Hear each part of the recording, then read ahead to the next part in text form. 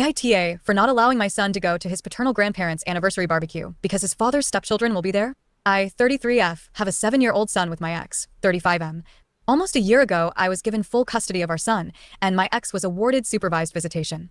The reason for this was the abuse our son was suffering at the hands of his father's stepchildren, 12 and 13. This was a very difficult battle to win. It started 3 years ago when my son came home from his father's house and my ex announced he'd gotten remarried over the weekend, and he wanted me to pay half toward the clothes he bought our son for the wedding because they got ruined. Of course I didn't pay half, but I did ask why he expected me to pay and why the clothes were ruined. He said he felt like we should split the cost of big items like that. Then he refused to answer how they got ruined. Later that evening when I was bathing my son, I noticed some bruises on him, and it made me suspicious. He mentioned his arms hurt and that the big kids had done it. A few weeks later, my ex called me and asked me to come and calm our son down. He said our son was hysterical and he had been unable to calm him. When I got to his house, our son was still crying and wanted to come home with me. My ex's wife said one of her kids had accidentally stepped in my son's foot and my son got scared.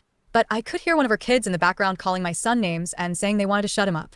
Over time, things got worse. There were more bruises and more days where my son would get very upset at his dad's house.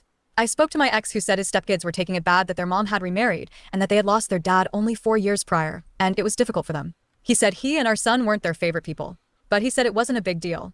I decided to document these incidents and injuries anyway because it appeared to me my ex was not concerned and our son could be at risk in his home. As my son got bigger, he'd verbalize more and more about what was going on. The stepkids treated him like shit and were not embarrassed or ashamed to be rough with him. He'd get pushed and grabbed, and a lot of these accidents were happening. I put in a few calls to CPS, and they started to offer resources.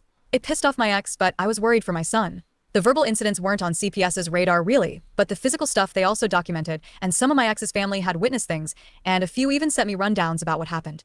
The incident that brought us to me getting full custody was my ex and his wife leaving the 3 kids home alone for hours together, and the stepkids dragged my son out of the house and locked him in the garage on his own, where all the dangerous tools were held. My ex tried to fight for his right to retain custody, but CPS and the judge agreed it was not safe for our son. The reason he only gets supervised visits is his stepkids are not allowed around my son. My ex's parents are celebrating their wedding anniversary next month, and they want my son there. But my ex and his family are invited and will be attending. I told them I could let them do something with him another time, but if the stepkids are there, my son won't be. They, along with my ex's oldest brother, feel like I'm being unfair and too strict and not trusting them to keep my son safe. But he wasn't in the past. I know that for a fact. Aita?